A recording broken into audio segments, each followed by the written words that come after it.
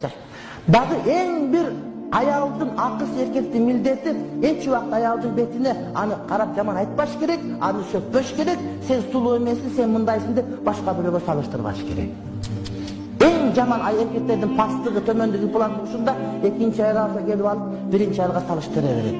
Ал тамакты мындай кылат, сен мындай кыласың. Бул акмакчылык жеткен.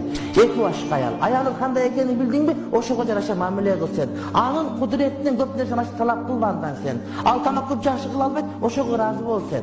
Зато балдарың жакшы багып атат. Зато намазды калтырбай окуп атат.